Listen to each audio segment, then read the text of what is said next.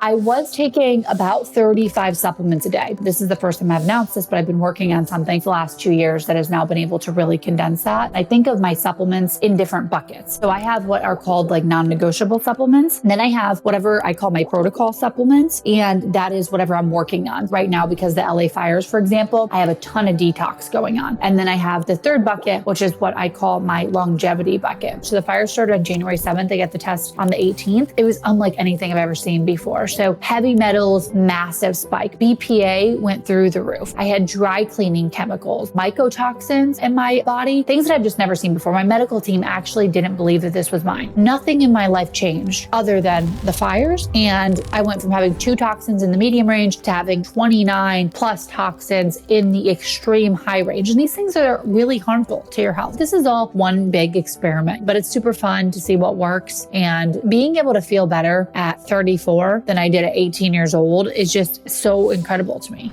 Kayla, if somebody were to come to you looking to optimize their diet for longevity, how would you begin?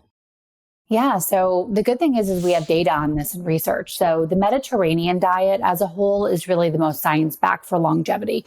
And what does that look like? That looks like a lot of, sprouted nuts and seeds, wild caught fish, because it's a really great source of omega-3s, which we know is great for the cardiovascular system and brain health.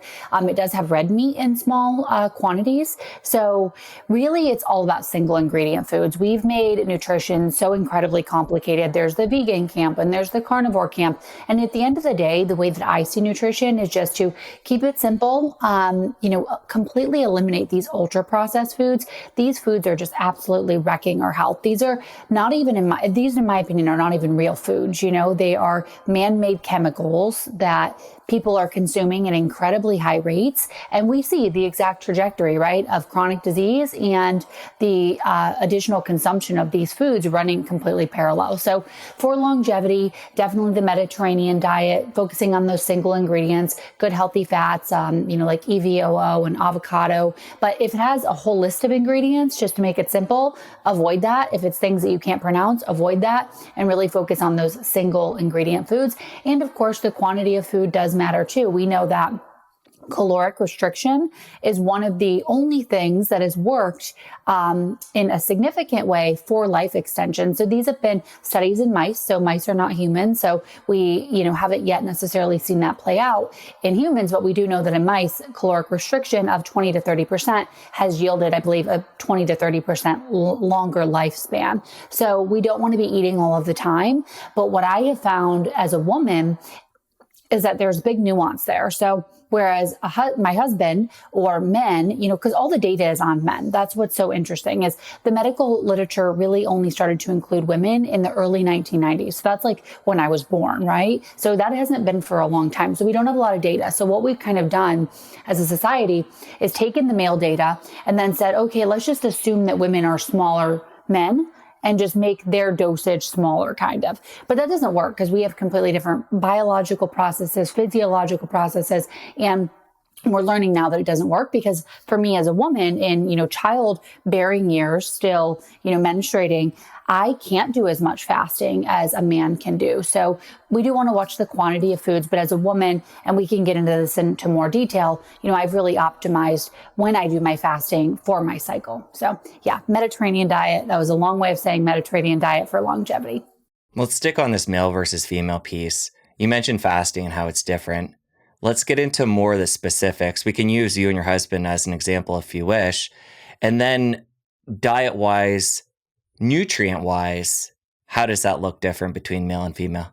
Yeah, it's super interesting. So let's just first introduce the concept, if anyone's listening that isn't aware of this, is that women, we operated on this 28 to, 31, 32 day cycle. Women vary, so it's not all the exact same, but we have different phases. So we have something called the follicular phase, which is days 1. And day 1 is when you start bleeding. So that's day 1. Through about day 14. That's the follicular phase. You can kind of remember it. I think of F for follicular, but also first. So that's how I remember it. And then we have ovulation phase, which is day, 14 through 16, somewhere there. And then we have what is called the luteal, or I think of luteal or L for late. So the late cycle.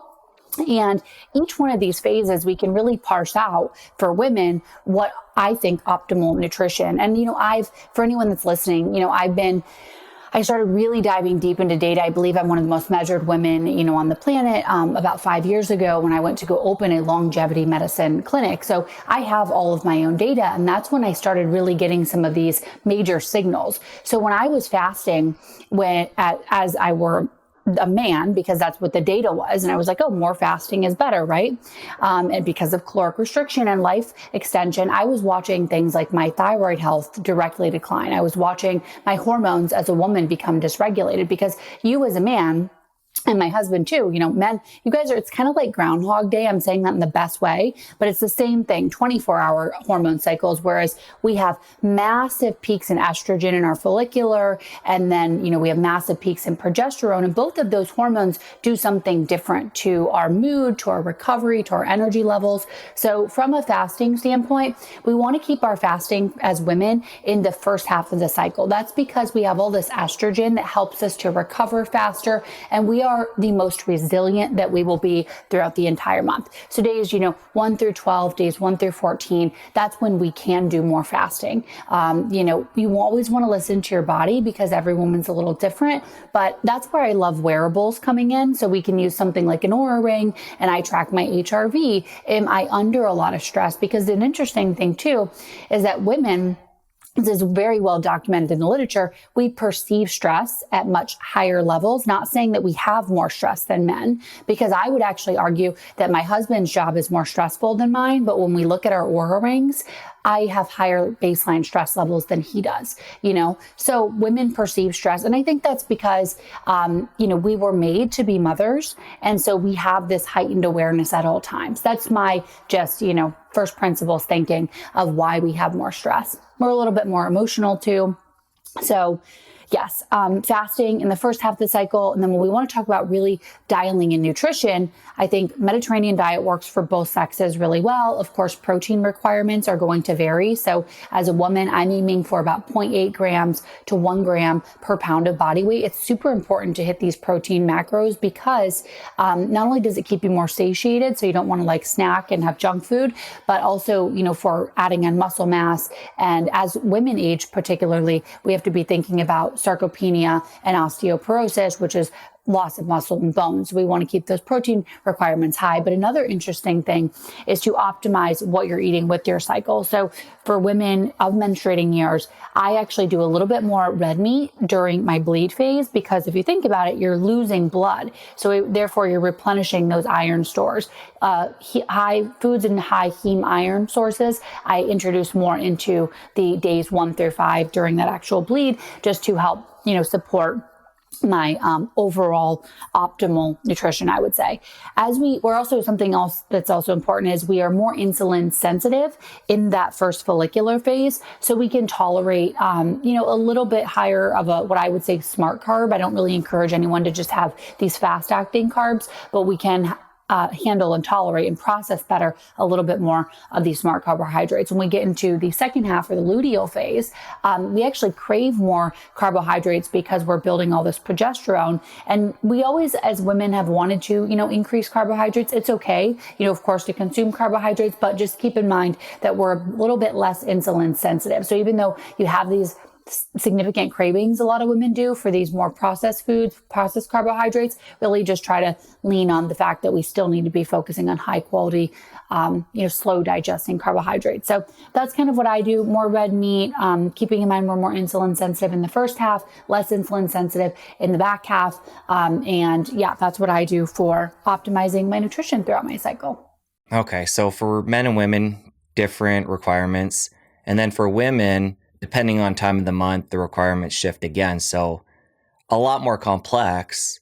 What I'd like to do is talk about a typical day for you.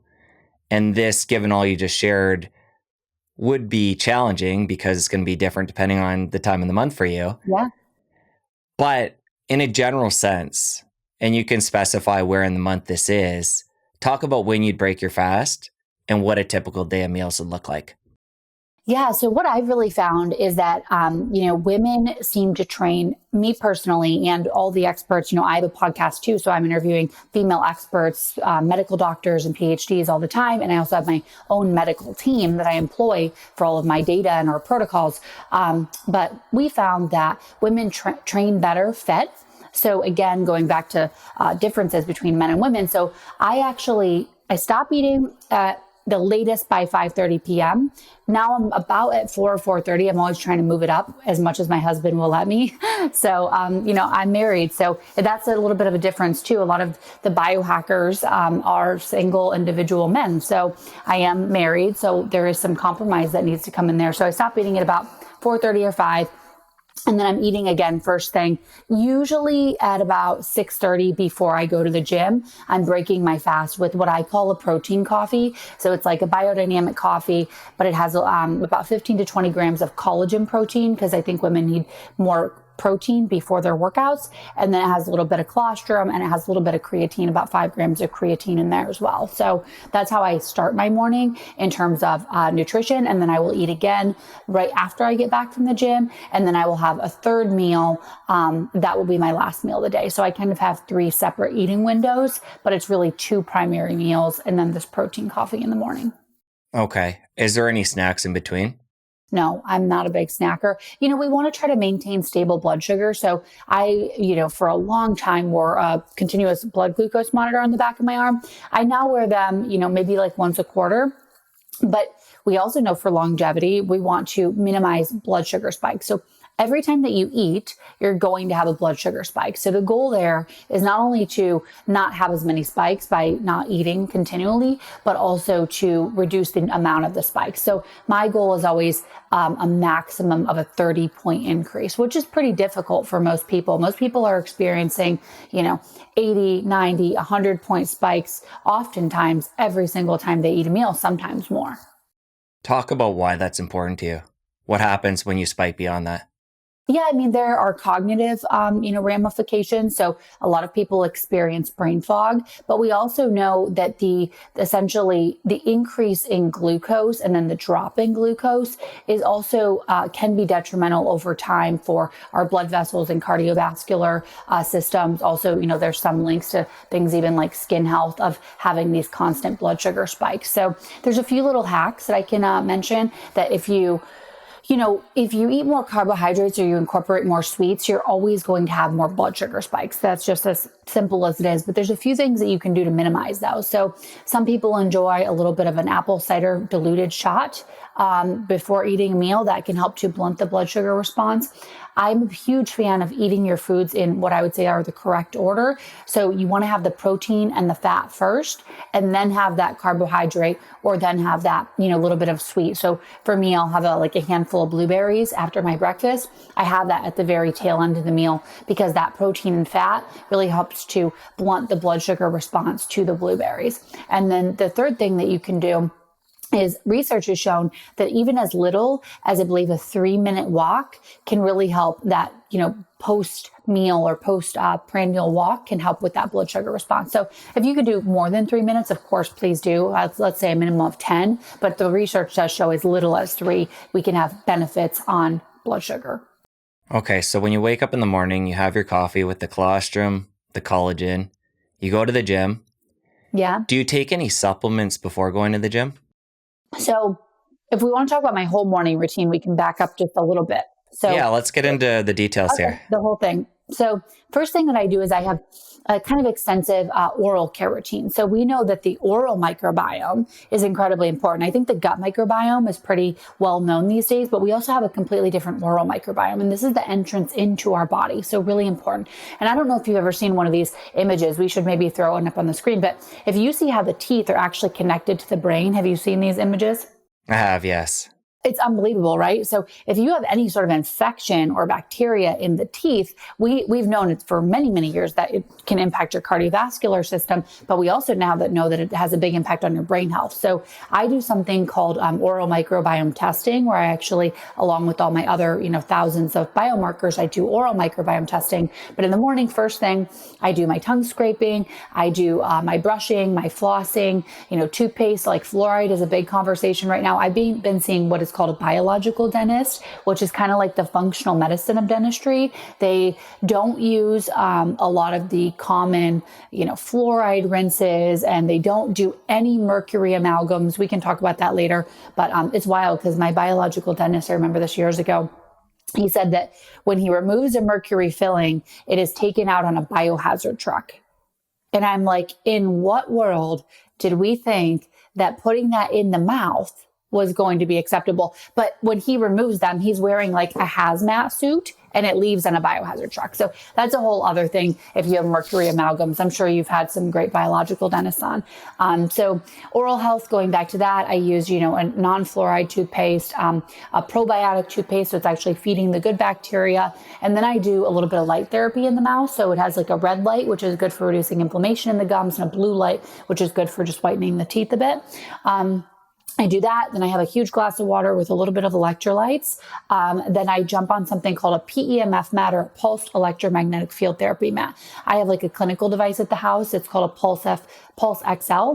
But I think of PEMF as like grounding or making contact with the earth on steroids. You get these anti-inflammatory benefits. The unit that I have actually is in a lot of chiropractors' offices, because you can use some of the isolated tools just for reducing inflammation in a specific area, but also repairing damaged tissue and helping with bone. So I sit on my PEMF mat. I also have done a test called a MEAD test. So this is a test that actually measures your voltage of your body. So, when you go to get a scan of your heart, like an EKG, that's an electrical current of your heart. So our bodies actually have a voltage. And I think this will be like the next wave of biohacking and of longevity, is bioenergetic medicine. Super interesting, but these frequency types of medicine that can actually, like, I think of it at the cellular level. So if you think about one individual cell, how can you increase the charge of that cell so it can perform better, right? So you can do that through a lot of things, like light. You can do it with grounding, but you can also do it with PEMF. So I do this PEMF for about 25 minutes in the morning. I do my brain training. I do my meditation. I do my prayer for me. I do gratitude. I call this the time I'm setting my mind before the day sets it for me. So instead of just being derailed by the first bad email or bad social media comment, you've already set your intentions for the day. So I do that. Then I get some morning sun. So we all know we got to get morning sun, 10 to 30 minutes in the morning. It signals to our brain and body that it's time to wake up. I am not kidding. My circadian rhythm is so on point right now. Like, I can tell you at 8:15 p.m. that it's 8:15 p.m. because I'm in bed every day by 8:30. So around 8 o'clock, 8:15, I'm so tired. And it's been so interesting because my mom's actually been visiting from Ohio, and she has not optimized her circadian rhythm. So she's like still up with blue light and watching TV, and she can go to bed at 12 o'clock on the weekends, and then, go to bed at 8 o'clock when she has to work on the weekdays. So really important to set your circadian rhythm. I do that. Then I go to the gym and I work out, about 5 or 6 days a week, usually minimum 5, sometimes 6, but I am making sure I'm hitting a variety of metrics for longevity. So I am hitting VO2 max training. So that's twice a week, and it's one time on my Carol bike. This is an AI powered fitness bike. Love it. It's like getting a great workout in super fast because it actually increases its resistance against your own, best PRs. And then the other one is what would be a Norwegian 4x4, but after conversations with experts, specifically Dr. Stacy Sims, she informed me that it would be better to do a 4x6 for women. So that's 4 minutes all out, about 90 to 95% of your max heart rate. And then that is a 6-minute rest for women. For men, it would be a 4-minute rest. And then you repeat that 4 times. But the cool thing is that by doing this protocol, I have taken my cardiovascular age on Aura from -6 years to -11.5 in the last 6 months. So by incorporating this new VO2 max training, it has really yielded incredible results. I mean, cardiovascular disease is the #1 killer for both men and women. So to be able to get your cardiovascular age down like -11.5 and et cetera, that's great. Very important for longevity.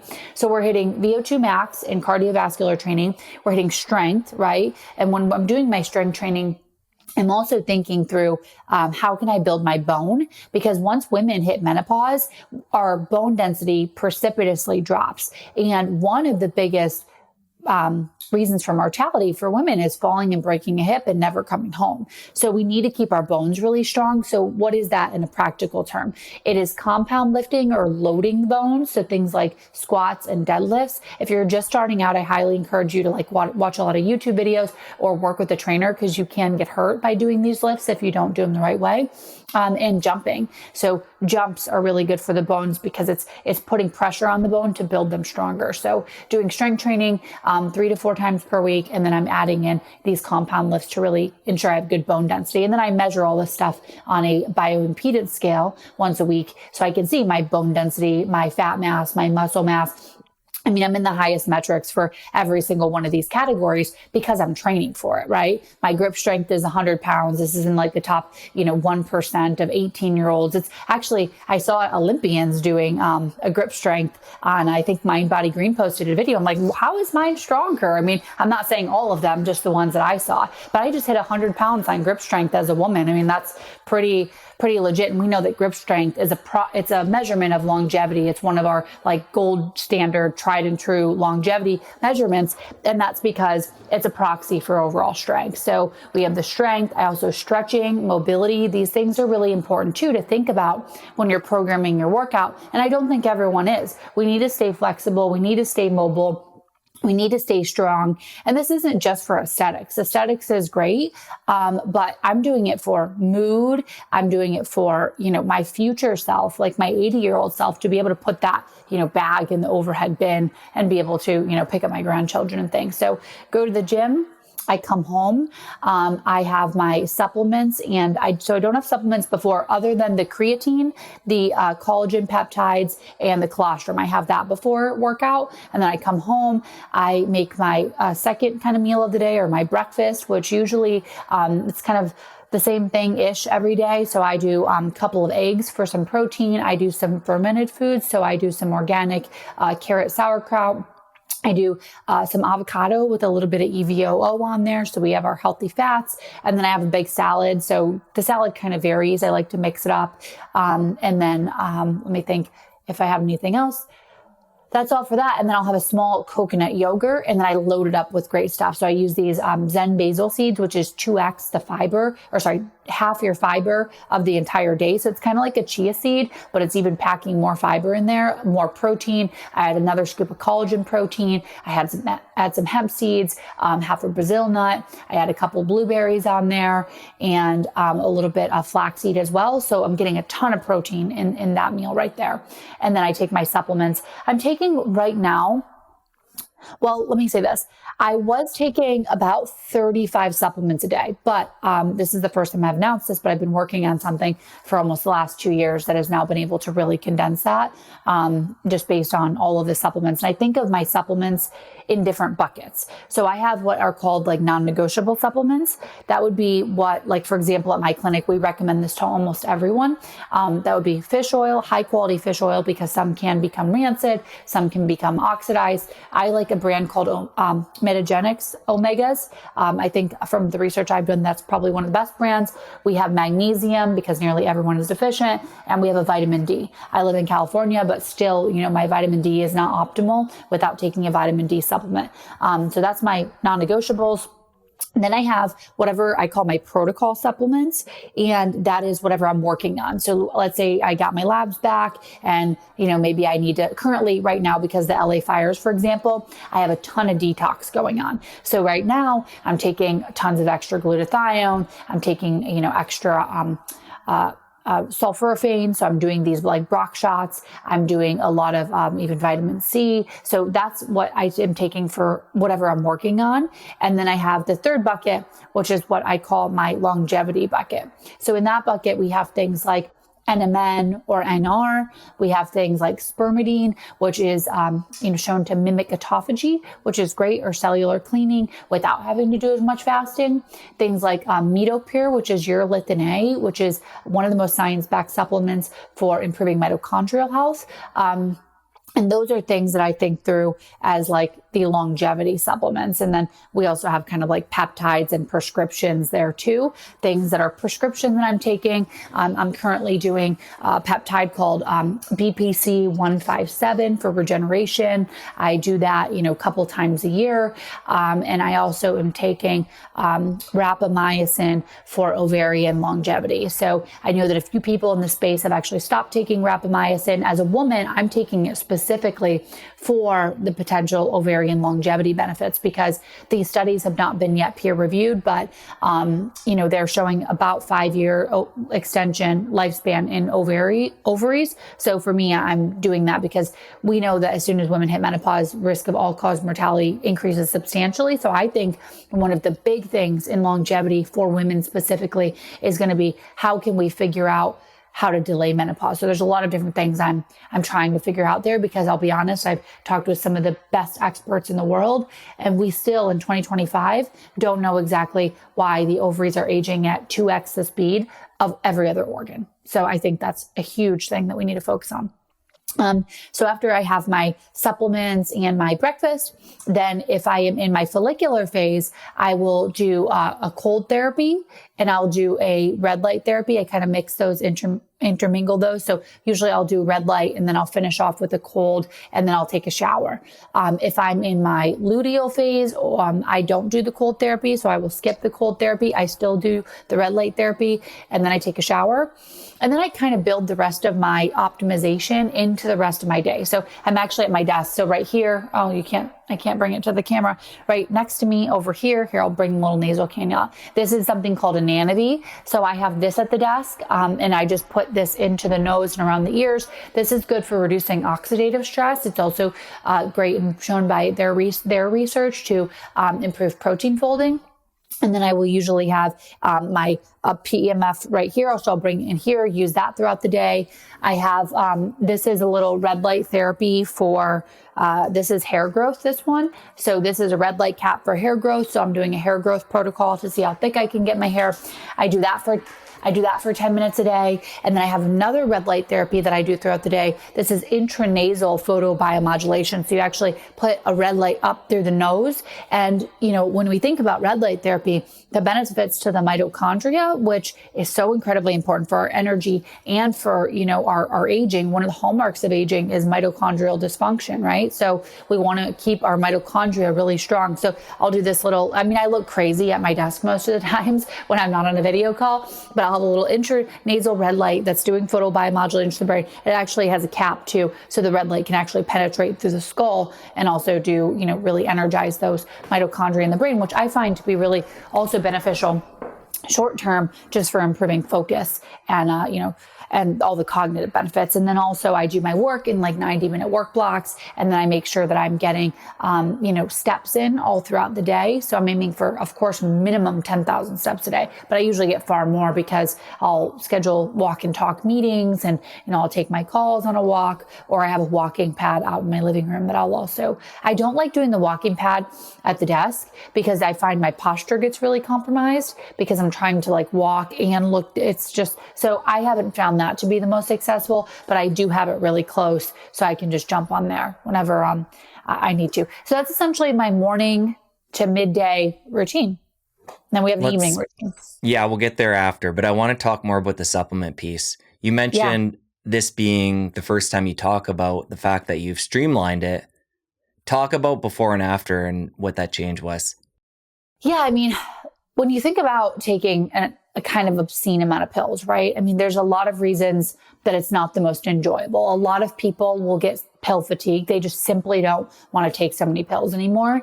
I'm still getting pretty much the same nutrients, but it's just made my life so much easier. Now, I will be launching something. It's the first thing. I would have never made something that I didn't think there was an absolute need for and that I thought I could do the best. And of course, everything, lab testing and highest quality everything means absolutely everything to me. So I'm excited to launch this later this year, but it's just ease, right? It's all the things that you need, but it's in a very simple to consume form, made for women, by women, vetted by women, doctor women approved, the whole 9 yards, because again, women need different things than men. So although multivitamin could be good, we just now know from a health standpoint, health span standpoint, and longevity standpoint, we just need different things. So, and different things in different phases of life. So I'm really excited. I don't have an exact date, but now I don't have to take as many pills, which is great because when you think about it, a lot of pills too contain fillers, then they contain the caps. So you're consuming a lot of additional things that you really don't need by having to take all these different supplements. It's exciting. Is this going to be something you mix into smoothie, mix into water? How Yeah, are yeah, people going to water take it? probably. You can do a smoothie. I've definitely tried that too. It doesn't taste, unflavored is a big thing for me that I need to be able to offer an unflavored option. So, because I want absolutely no natural flavors of any kind. So, yeah, you can do either. But I just think if we can make longevity more simple, the adherence is going to be so much better. I mean, when I travel, geez, it's like wild. It's like so many tins, so many different supplements. So I have to have like a whole bag of just my stuff. So I'm continually trying to make it easier for me to do these things and more time efficient, because let's be honest, this is my profession, right? So a lot of other people don't have 4 hours a day to commit to this. Because we haven't even, we haven't talked about my hyperbaric oxygen and doing that for an hour a day. So it's like all of these things really add up. And if we can make it more efficient, I think more people will be interested in doing it. All right. I want to talk about travel and what you bring along. But Yeah. first, let's finish the day, bring in hyperbaric oxygen, and give us what you'll have for dinner. Yeah, so I do HBOT usually around like 4 o'clock. I bring some work in there too. So I'll, be reading studies or whatever. I bring stuff to do in there. So it's not just like 1 hour completely gone. But to talk about the hyperbaric oxygen protocol for a second. So each year I'm doing 2 different loading doses, we'll call it. So hyperbaric oxygen, it combines, pure oxygen or almost pure oxygen with a lot of pressure. So it looks like a little submarine for anyone that is not familiar. You kind of go in, close it up. I have a hard shell chamber, which is not very common in a home. The soft shell chambers are a little bit more accessible, but depending on what chamber you have, it goes into, let's say, deeper pressure. So the soft shells go to about 1.3 ATA to about 1.5. My chamber can go up to 2.0. And depending on the indication that you're using it for, that's where in comes the pressures. And I have a hyperbaric physician that consults me on all my protocols. So I'm very grateful for that. But the lower pressures actually can be really great for like neurological health and brain health. But those deeper pressures can get, if you want to think about it more, so like the deeper healing. And also some people with like mold and viruses find, good benefit with the deeper pressures as well. So my protocol is 2 different protocols per year. We have one protocol at the 2.0 ATA, which I call my body protocol. I'm doing 40 sessions of that. And those 40 sessions are done by 1 hour sessions, done 5 times per week until you hit the 40 sessions. So my physician recommends that I don't do 7 days per week, because hyperbaric does produce a little bit of oxidative stress. And if you're doing it 7 days a week, it's a bit too much. So I already did the body protocol for the year, and then I'll just do maintenance. And that can look like anything from 1 to 2, maybe 3 sessions per week at a little bit of a lower pressure. So I actually drop it down to 1.5. And then in the second half of the year, I'll do what we've identified as my brain protocol, which will be that 40 sessions again at the intervals of 1 hour, 5 times per week, but that's only at 1.5. So it's a very aggressive hyperbaric protocol. I am documenting data before and after, but I'm excited. We've known for a long time that hyperbaric can be great for people with TBIs, concussions, but we're now learning that it can actually extend telomeres, which are the end caps of our DNA. They shrink as we get older. They are a measurement of biological age, and we really can help with that. We're also looking at research in terms of like for men, erectile dysfunction, because it really helps the blood vessels in the body to become stronger, more resilient. And, if you have issues down there as a man, you can assume that you're having issues with blood flow across the body in general, and cardiovascular health is incredibly important. So do that for that. They're doing research. We know now that hyperbaric can improve sperm quality. A lot of my friends are doing research on AMH, which is anti-Müllerian hormone, which is essentially a measurement of egg reserves for women. And it's a very important measurement. If you're listening to this and you're a woman and you want to get a lab related to fertility, I actually just posted an entire fertility series on YouTube, about a month ago. But AMH is a number I would definitely want to know, because it tells you your egg reserve. Essentially, it's not a perfect marker, but we do hyperbaric. And then my husband usually comes home or wraps up work around 5:30. So I have dinner ready as soon as he's done. So 5 or 5:30, we have an early dinner. I always say you want to be completely done eating by the time the sun is down. So in LA, before daylight savings, that was really 5:30. So done eating by then. Then we go on a long walk. So we live in the hills in LA, which is great because we get a kind of zone 2, which is amazing because we're going up and down hills. So we do about a 55-minute walk. We come back in, we jump in the sauna. So I kind of change my sauna protocols depending on what my goal is. So I sometimes do them after exercise. I used to do it after exercise to really extend those exercise benefits, but now I'm doing it for sleep. So I'm doing it 2 hours prior to bed. So we do the sauna, but you definitely want to do it about 2 hours before bed, because if you do it too close to bed, it will actually keep your heart rate up too high and then your sleep will be compromised. So, we're jumping in the sauna, doing a sauna session together. Sauna is amazing, right? Actually, we just became owners of an amazing sauna company called Heavenly Heat. And I've recruited my husband from like the YouTube talent agency world to now he's running that. So now we're both in the health industry. It's so fun.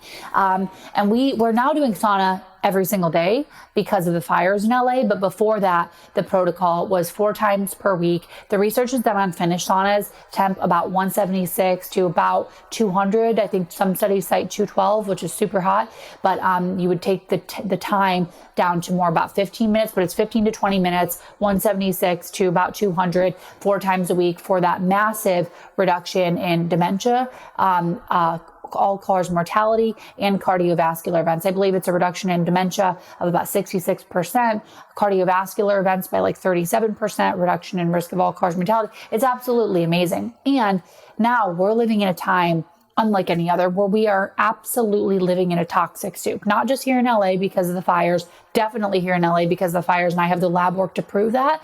And that's why we're moving. But anywhere, I mean, we are just bombarded with endocrine disruptors, phthalates, plastics. We now know that plastics are accumulating in the brain at double the speed. We have found plastics in every single organ. Chronic disease is 60% of Americans have 1 chronic disease, 40% have 2. Women have 80% of the autoimmune conditions. Autoimmune conditions are on the rise. Cancers are younger than ever. And I believe a massive contribution is because of all these environmental toxins. So I think sweating at this point is a non-negotiable. We absolutely have to be sweating. So we do our sauna.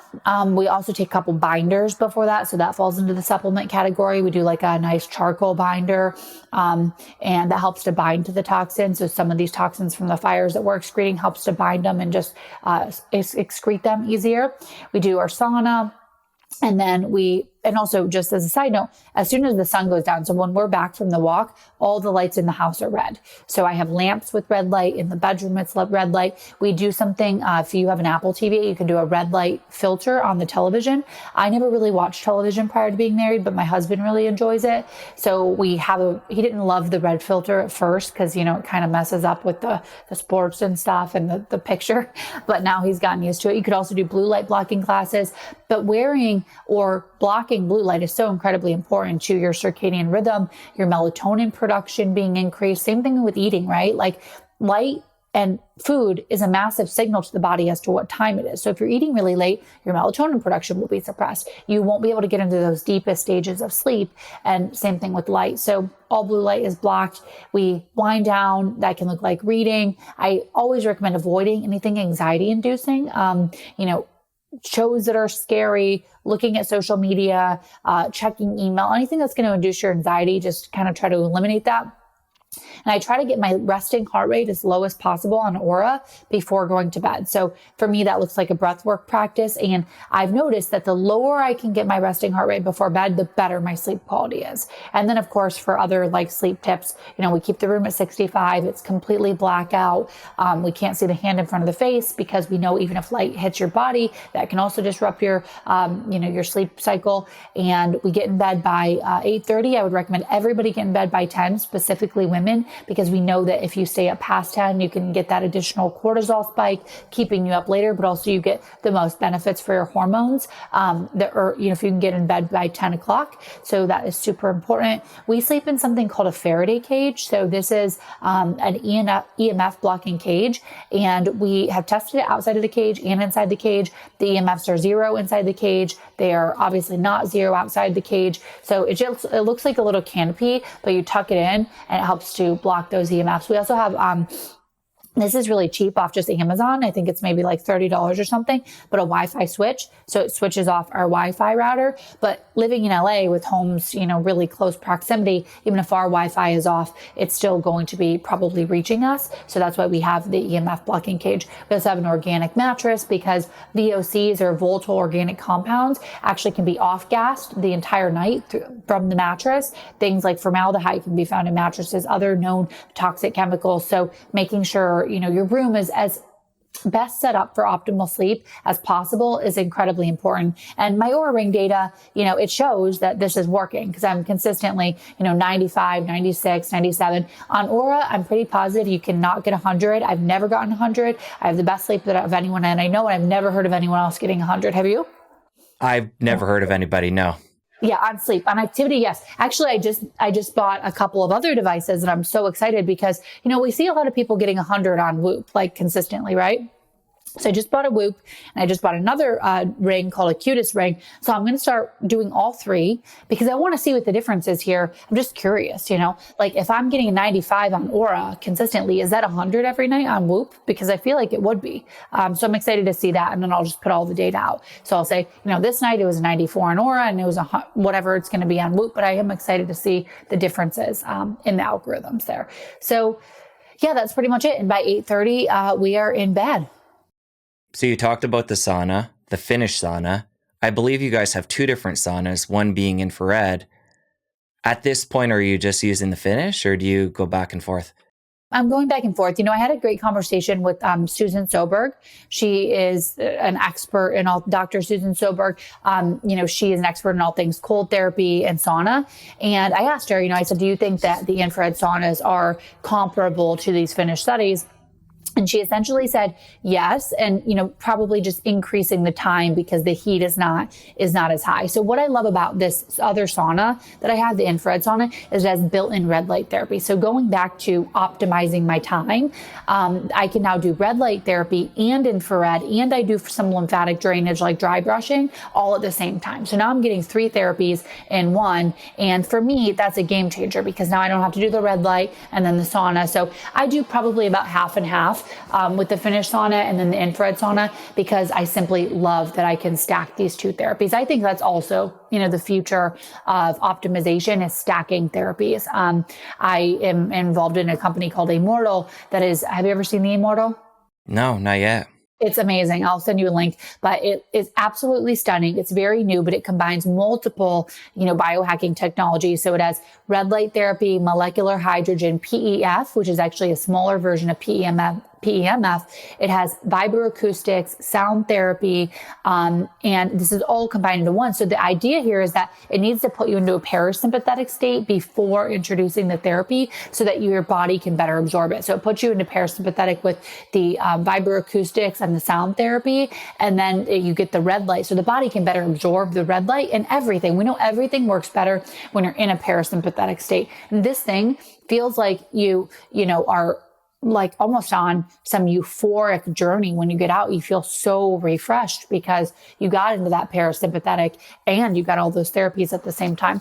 Another really interesting thing about hyperbaric that I've recently found is that for me, it's dropping me into parasympathetic immediately. I never noticed this benefit before, but I started looking at my Oura Ring data, a lot of my stress data, and my stress will be engaged or whatnot on Oura. This probably as soon as the chamber actually compresses and it's at full pressure, heart rate drops immediately and I'm restored every single time. So for me, I am really loving that benefit.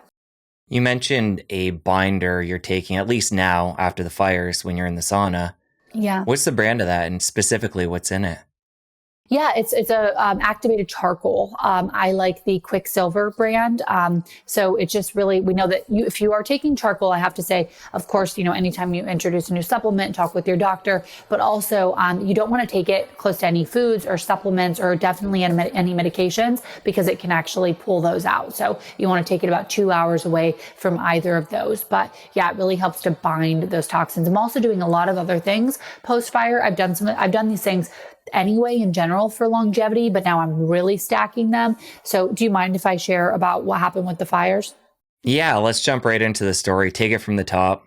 Where you were before, what happened to you guys during the fire, and Yeah. then the testing you've had done since and what it showed. Yeah. So I have done obviously, an insane amount of labs. I'm doing thousands of biomarkers every single quarter. So I've done a specific test called the total toxic burden for about 4, probably almost 5 years. This test looks at a variety of things. It looks at environmental toxins, it looks at molds or mycotoxins, and it looks at heavy metals. So heavy metals, things like, aluminum and lead, and then environmental toxins, things like BPA and phthalates and parabens. And then of course, molds and mycotoxins, things like black molds or just any sort of molds or mycotoxins. So, I've had incredibly great results, right? Because I try really hard. I got my first test ever. I was like, okay, I can do a lot better. And then I started to just completely eliminate plastic. I vetted every single product that I use because women are actually estimated to leave the home with about double the amount of these known environmental toxins than men, because we're using hairspray and a lot of fragrance, and we're using makeup and all different creams. And then we have cleaning products that we come into contact with more. So women are exposed to more environmental toxins. We also detox slower than men. That's, one of the reasons why, even if you were drinking alcohol for say, you would detox it faster and metabolize it faster than I would. But women in general, we prioritize fat storage. So we detox a little bit slower. So I went and really detoxed, got my labs in one of the best places that we've ever really seen at my clinic, at least in terms of environmental toxins, is incredibly low. I only had, on my test prior, I had a little bit of glyphosate, which is amazing because I don't eat any inorganic food. I have filtered shower water. I drink only filtered water. It just goes to show that glyphosate is so pervasive. It's the most sprayed crop worldwide, or sorry, in the US at least. I'm not sure worldwide, but it's sprayed on everything. So almost every American has it. So I had a little bit of glyphosate. And I had a little bit of gallidium, which was from an MRI. So I was aware that would be there. That was 2 toxins in the medium range. I did a total tox burden, the same test I've been doing kind of like mid-fire. So the fire started on January 7th. I got the test on the 18th. It was unlike anything I've ever seen before. So heavy metals, massive spike. BPA went through the roof. I had dry cleaning chemicals. I had all of these different, mycotoxins in my body, things that I've just never seen before. My medical team actually didn't believe that this was mine. But if you think about it, it makes so much sense, right? So we had 16,000 structures burn. Think about all the things, tons of plastics in the home, cars burning, Teslas, smart batteries, dry cleaning centers being burnt to the ground, all of those chemicals just put into the air. And I have an inordinate amount of air filtration, right? I understand that air quality, can reduce your lifespan. So we breathe more than we do anything. So I have a HEPA and carbon filtration in every single room. And still, that was my test. And I wasn't even in the thick of it. I'm over here in the Hollywood Hills.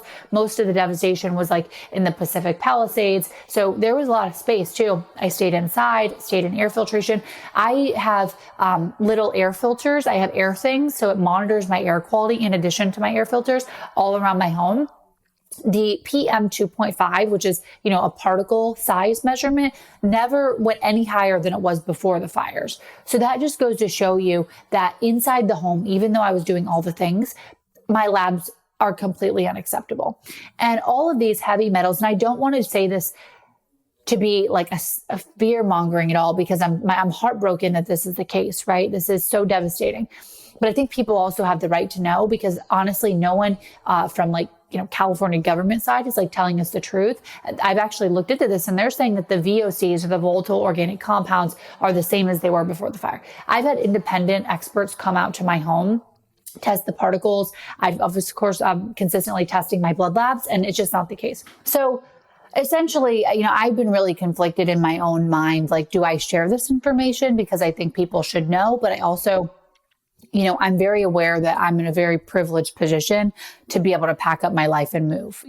I totally understand that that's such a hard thing, but I also just think that people do want to know. So I decided to go ahead and share. So I've shared all my lab results. I've shared the independent testing that I've done. You can find that stuff on YouTube if you're living in LA and you're interested and you haven't really heard too much about this. But for me, I have made the decision. My husband and I want to start a family this year, and all of these individual toxins. So if anyone ever does the total toxic burden test, it will tell you what these different toxins are linked to. So some of them are linked to cancer. Some of them are linked to infertility. Some of them are linked to, embryonic issues and, birth defects. So for me, that's just simply not worth it. So we are moving to Austin, Texas, which I'm really excited about. We got a great place like in nature. And there's also a lot of health, people there. So I think it'll be a good, like nice, we'll integrate nicely into the community. But yeah, looking at your toxins is something that is not done.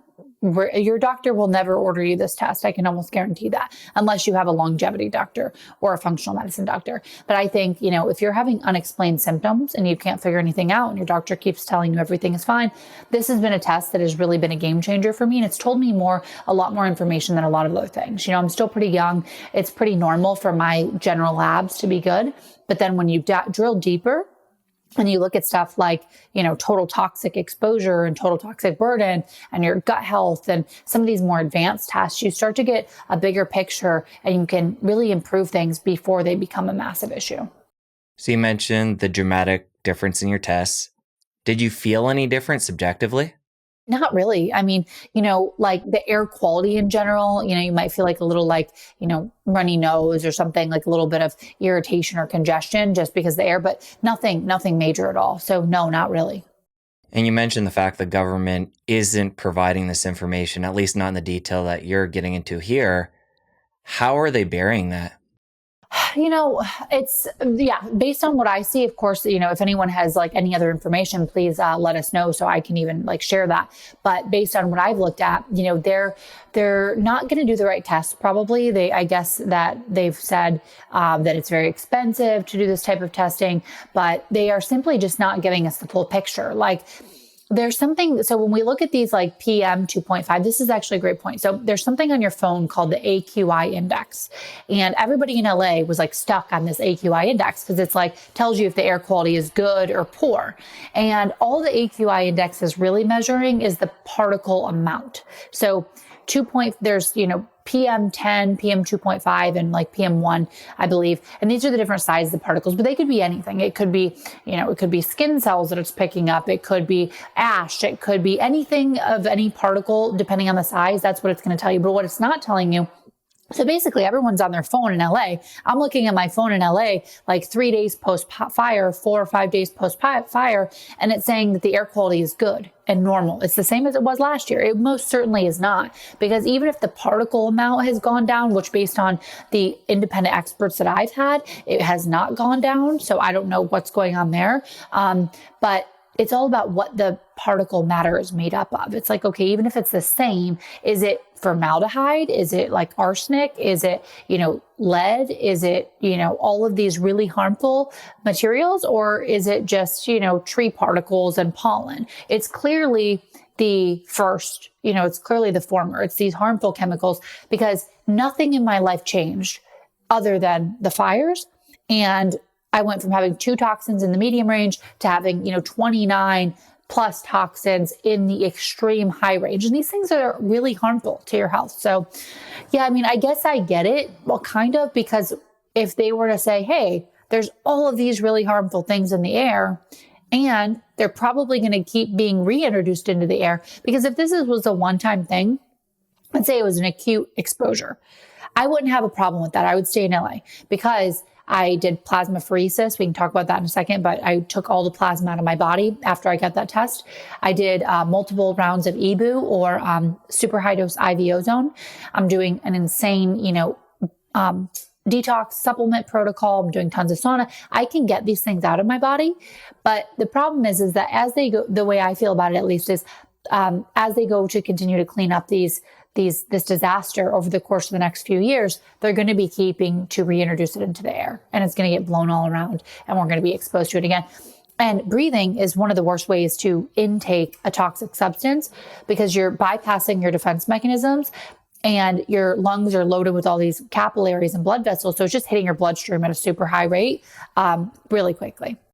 You mentioned the re-exposure as they're cleaning up, which is a really good point. Given that factor, and just in general from the fires, have you seen any independent testing showing that the air is getting better over time?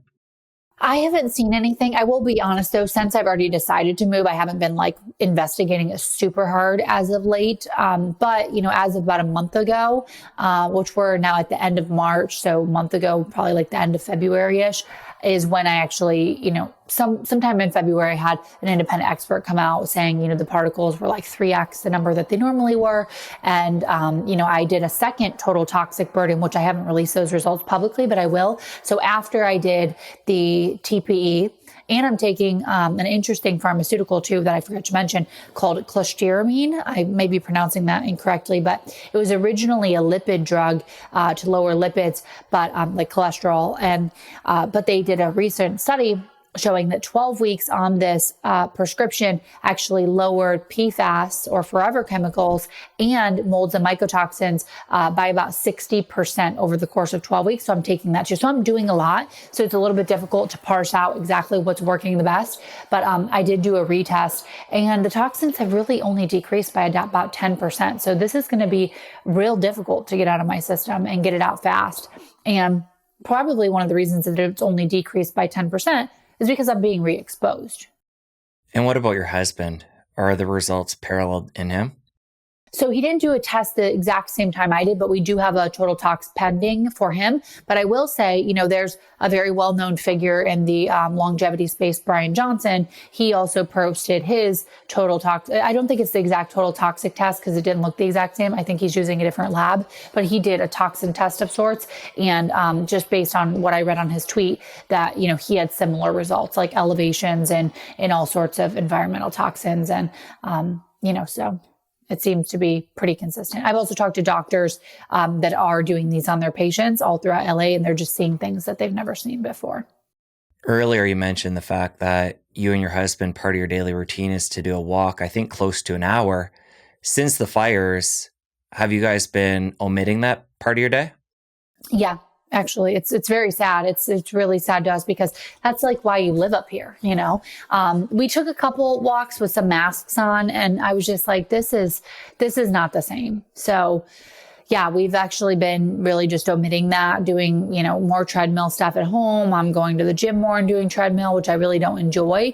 But as soon as we get to Austin, we'll definitely be incorporating that because there's so many benefits. It's not just the walk, it's the nature, it's the fresh air, it's the sun. But yeah, unfortunately, we've had to amend that since the fires. And the time spent together as a couple. Totally. And just relaxation and, being in a peaceful setting. It was such a blessing to be able to do that. And I'm so sad that, we just unfortunately can't. Exciting news though about the move. When do you guys get into the new home? We're just wrapping that up as to when we get the keys, but I think sometime, I'm going as soon as I can. I think sometime mid-April. I think I'm going to head down there. Maybe there's something called the Health Optimization Summit that I think I'm going to head to. That's, I think, the 12th. So I'll probably just head down there and then probably just stay. So I'm trying to recruit as many people from LA as possible because I love people and I want them to be safe. And I don't want, to be causing a massive upheaval, but it's just like people should know this. Obviously, the health movement is strong in LA. What do you think you'll miss the most? The community. Yeah. I mean, I think that there'll be a really good community though in Austin, which is one of the reasons why we chose it. I think like if I had my ultimate health home, it would be, and we will have this at one day, probably in a few years, but it would be middle of nowhere, no EMFs, no air pollution or to the lowest air pollution as possible. And we'll build what is called a biological home. So, you do everything the right way. So EMFs are limited because you hardwire everything. You do the right wiring because even if you're wiring this, I'm not an expert in, but I do have friends that are like biological home builders. Apparently, if the wiring is not done right inside the home, it emits more EMF and RF than normal. So we will actually ground the floors. So you'll be getting grounding when you're on the floors, just the whole 9 yards. That's my dream. But yeah, I'll miss LA community a ton. It's been amazing for, just hanging out with people in the house space. I will really miss the weather. The weather's so nice. Austin gets super hot in the summer. So that'll be interesting. The weather's always perfect. And it's just a beautiful, beautiful place. The geography is so gorgeous. You have the ocean, you have the mountains, and hills, and living in the hills is just like so beautiful all the time. I mean, look at my background. It's so lush. We just have so many interesting plants and it smells great all the time, from the flowers normally that are everywhere. So there'll be a lot to miss. And you mentioned earlier your mom being in Ohio. Yeah. Your clinic's there, you came from there. Yeah. How long has it been? And did you notice improvements in your health coming to LA?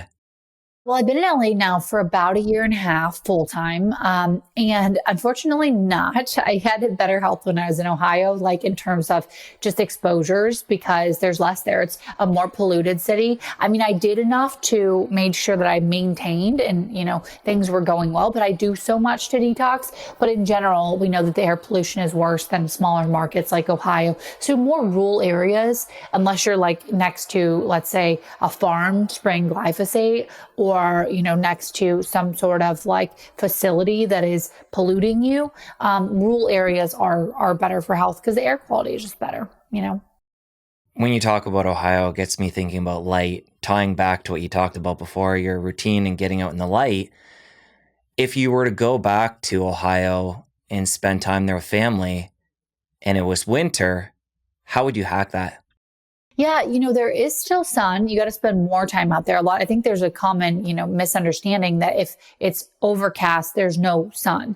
Yeah, it doesn't look like there's sun, but there's still, lux coming through. So I would either spend way more time out in the morning, like a much longer walk. And I used to actually enjoy it because I would be like, I'm getting free cold therapy. Not that I needed free cold therapy because I owned a cryotherapy machine, but I'm like free cold therapy and sun. So spending more time out there, or you can kind of get something called like a lux lamp, like 10,000 lux lamp. There's also something that's interesting called a spurty lamp. That actually is a vitamin D lamp. You got to be careful with it because you can get like a sunburn essentially, but you can get these different kind of devices to augment that. So I would definitely do that because it's so important. And when it comes to the light piece, it sounds like it because if you're out walking in Ohio, you're going to be bundled up in the winter. Is it getting the light into the eyes the most important piece? Yeah, I mean, it's great. It's absolutely great if you can get it on the skin as well. It's like more saturation, but you definitely want to get it into the eyes because it's letting your brain, it's like directly connected to your brain. It's telling your brain, hey, it's morning. Let's stamp this as morning, time to get up. So body, you wake, and then also it will think about it later and be like, okay, we knew what time morning was. Now it's time for night. So we also view evening sunlight. So we got this home because the sun rises and then it sets. So when we're in our living room, we can see the sunset, which is so nice because the tones of the sun will actually, again, signal what time it is to your body and brain. So those like red oranges at sunset will help your body to further anchor that circadian rhythm. And kind of fun fact, but also, red light, before there was red light panels, red light is a portion of the sun's rays. So it's not all just like the UV and the UVB that we think about, but there's also red light and a variety, a spectrum of light within the sun. So that was like the original red light, right? Coming back to the dream home, where would you build that, given the knowledge you have now? What state would it be in? You could pick anywhere. Yeah, I think probably for me, probably somewhere in Montana. I need to dive deep, into the research because there can be all these odd things that have occurred in cities that you don't even know about, right? Like, were chemicals dumped there, decades ago that you don't know about. So I think when I get to that phase, I'll really drill down. But I mean, in my brain, I feel like Montana is like beautiful and, you can be out in the middle of nowhere. So that's kind of where I'm leaning towards, but I got to find, the real deep research. So I'll report back on that once I find like the absolute best place to build a home. Sounds good. And you quickly mentioned a couple different treatments you had done since the fires, one involving plasma. And I watched your video on YouTube where you go through the whole process there. But take us through in a general sense what that is and the benefits. Yeah. So, if you've ever gotten like a PRP treatment or anything, platelet-rich plasma. So when you take your blood out and you spin it down, you get this like top and it's this like kind of gold, right? This like gold color. So that's your plasma. This is a fairly new treatment for longevity. It's been around for many years for people. The doctor that administered mine told me that it was originally used for people with, autoimmune conditions that were having like an attack, essentially, like their antibodies were so high, their body was attacking itself. So they would take out attacking itself even more so than just, standard autoimmune conditions. So they would take out the plasma, which would remove a good portion of those antibodies. Because by taking out all the plasma, you're taking out all the kind of gunk or negative things in the plasma. You're also taking out the good things, but plasmapheresis or TPE, therapeutic plasma exchange, we're really using it now for longevity to reduce toxic burden. So they say sometimes you can get, 20, 30, 40% of, reduction in toxins.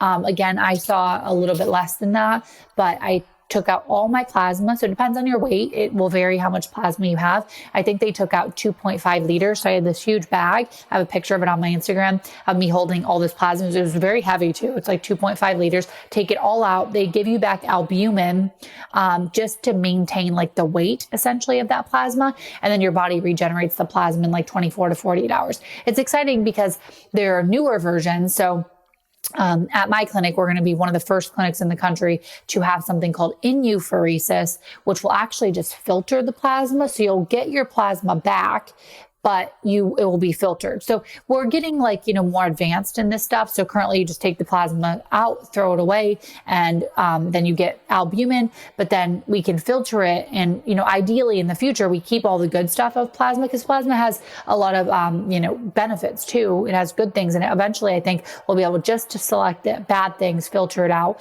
and then keep the good.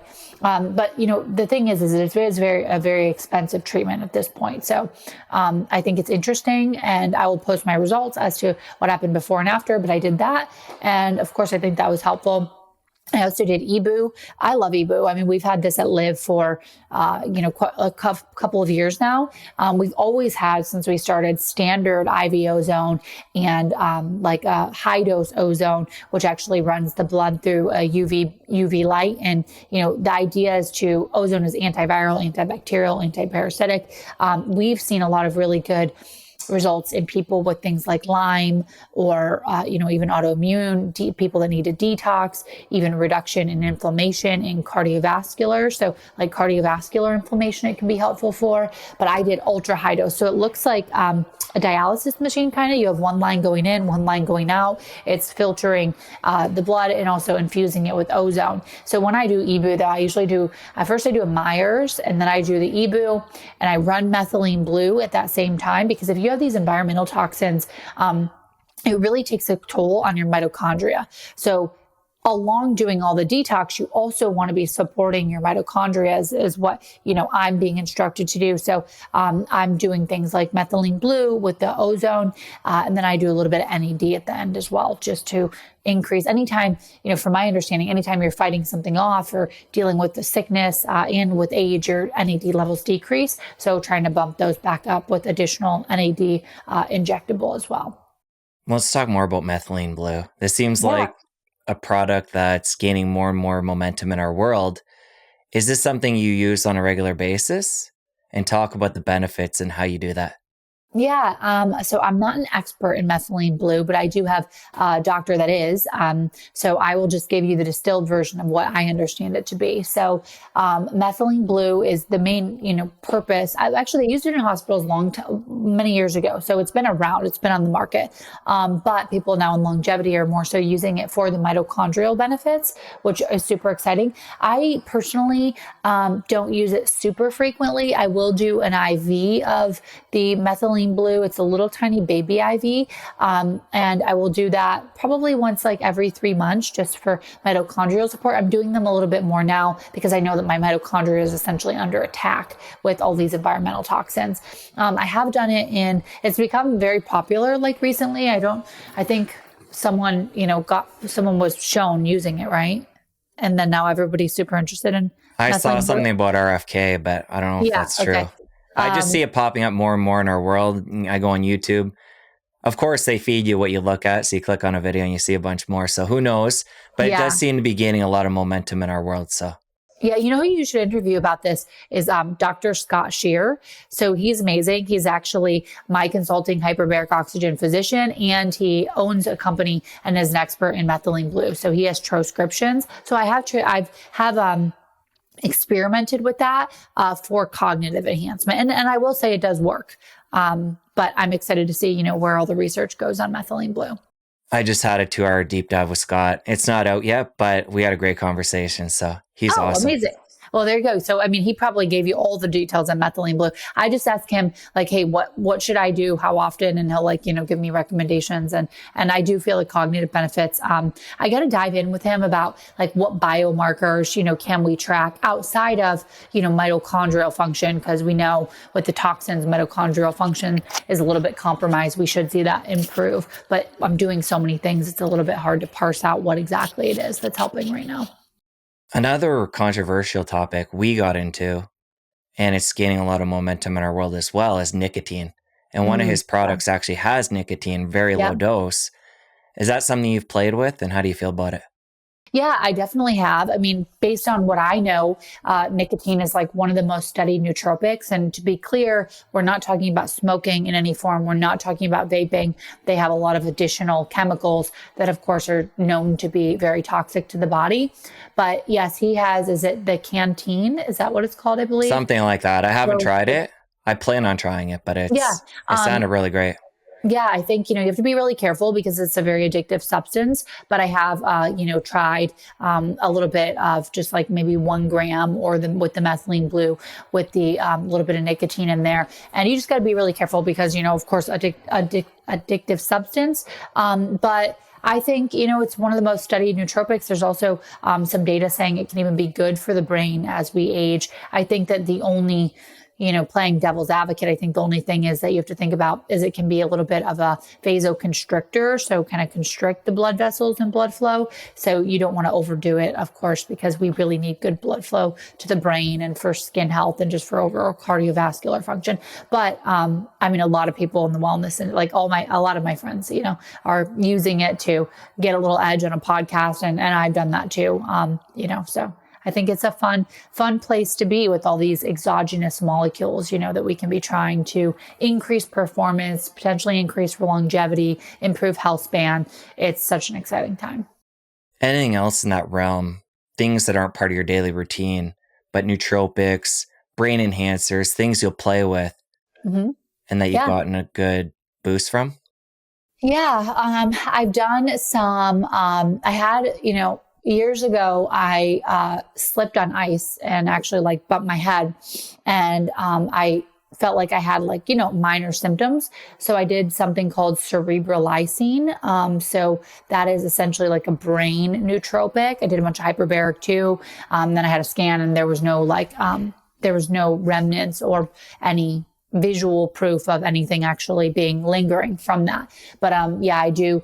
And I've done cerebrolysine just for cognition too. So I think cerebrolysine is an interesting one. Let me think. All sorts of peptides. I've done a lot of different peptides. I've done like GHCKU for skin health. I'm getting ready to like do another couple of rounds because I'm into something. I'm working on what I'm calling my skin longevity protocol. So, I'm 34, I loved being in the sun when I was younger. I still love the sun. It's such an interesting like balance being in longevity, right? Because yes, we know that the sun ages you, but it's also so beneficial for your health. So I'm not in the camp of like avoid the sun at all costs. I'm like, let's see, I love the sun, love being in it. It makes me feel good. And then how can I help to like reverse some of the skin damage that will inevitably accumulate? So, trying something like a GHCKU. I have tried, deep sleep inducing peptide. That's an interesting one. I crush my sleep, so I don't really need it, but I did recently just get, a deep sleep inducing peptide for my husband who's trying to improve his sleep. That could be an interesting one for people to explore. Of course, these are all prescriptions. So I don't take, research grade peptides. I only take like prescription compounded for me peptides done in like an FDA approved facility. I have tried CJC for body composition, really enjoy that. I've done BPC for expedited healing, joints, ligaments, tendon. Actually, I broke my finger a couple months ago. I slammed it in our door. It's a massive like steel door. It's really a danger. I would replace it if we were staying here. But I healed this finger in like 2 weeks by injecting the BPC 157 right into the palm of my hand. And I was doing red light therapy on it for 15 minutes per day. And I was also doing PEMF on it. And literally a broken bone was healed in like 2 weeks. It was unbelievable. So that was really great. I have done some other interesting IV therapies. I'm not sure how accessible these are. I have done IV curcumin. IV curcumin. So, the active compound in turmeric. So it's very anti-inflammatory. And I'm not by any means, you're just asking interesting things I've done here. So consult with your doctor, only do it if you're, prescribed it. But I have tried some interesting things, but that was an interesting IV.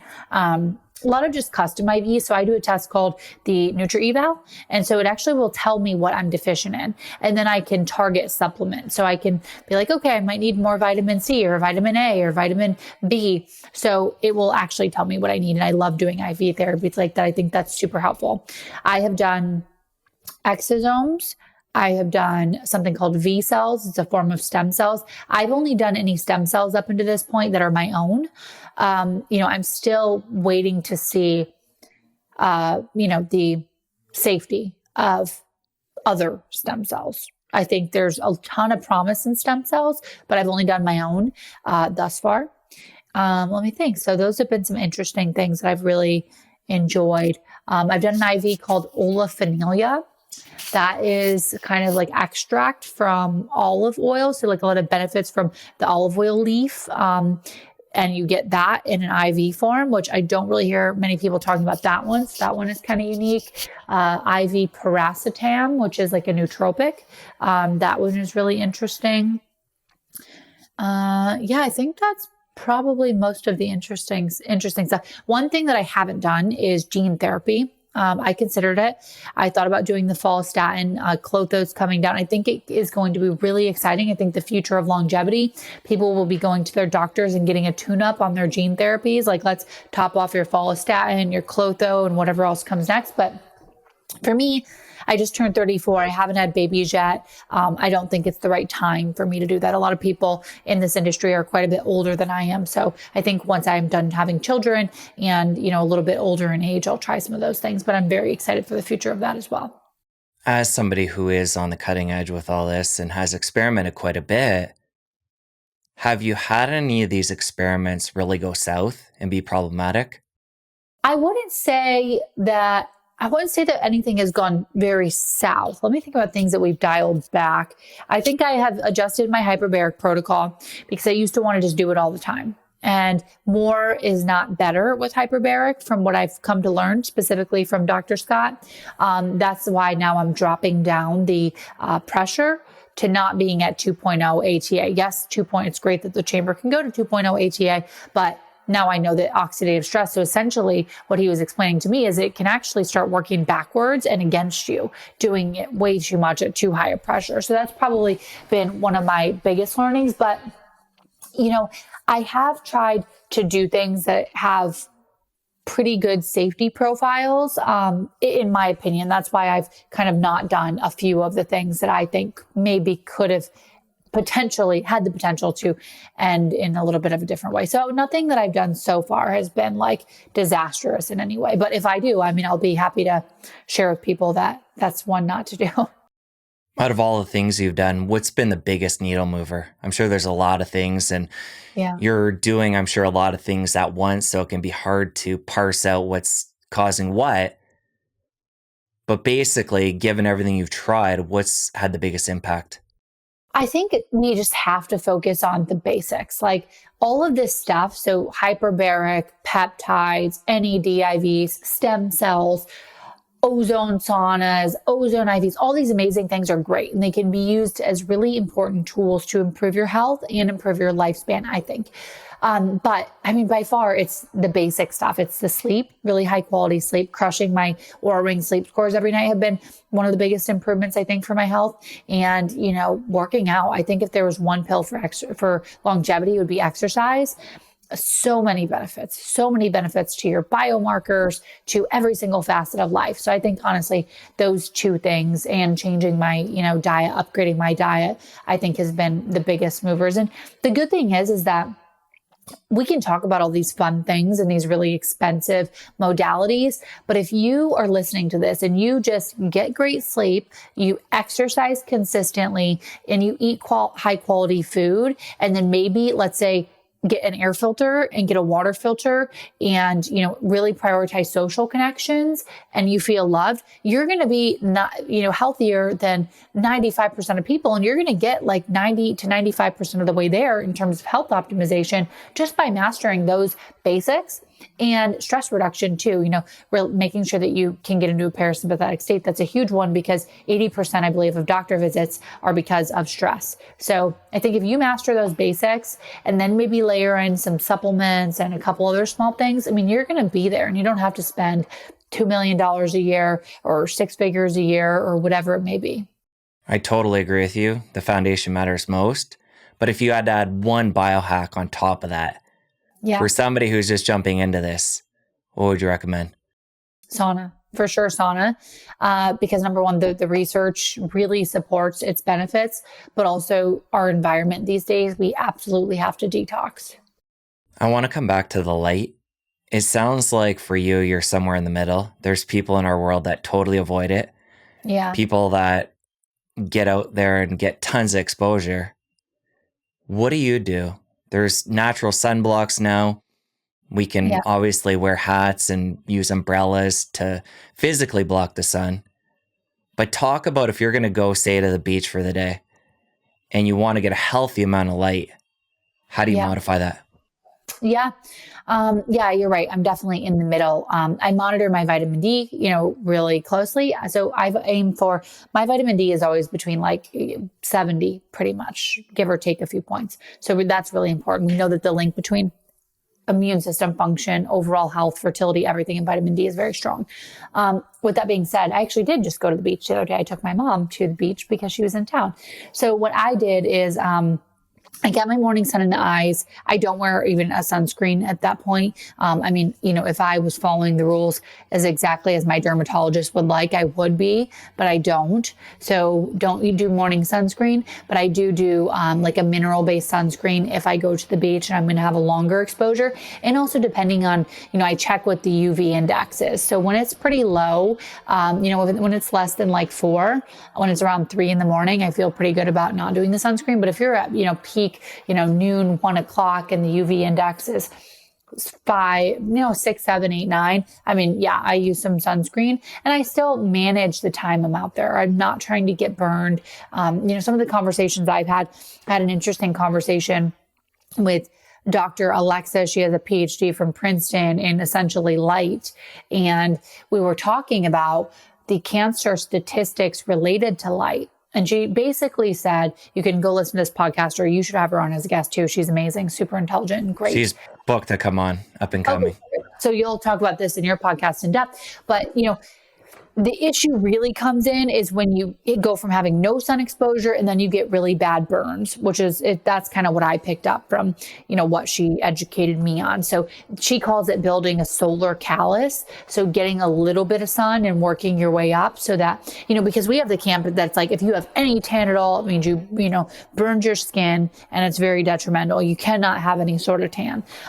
We know that people living in the blue zones, right? They did not avoid the sun whatsoever. And these are the longest lived people on the face of the earth. The sun has so many incredible benefits. And she was explaining, and she'll probably talk about this more, like in an ideal world for her, she would not even be taking any vitamin D supplements because she says that you miss that entire cascade of benefits that your body has while taking the sun and then turning it into, 25 hydroxy vitamin D. So if you're just taking the vitamin D, it can elevate the number, but you're not getting as many benefits. So I'm in the middle. I obviously get sun exposure frequently outside. But then that means I have to try to figure out what kind of lasers can I do for my skin health, because being in this industry, if you're doing longevity, people expect you to look 20 for, the rest of your life. So what do you use for skincare? Creams, washing your face? There's a lot of different brands out there. What do you use?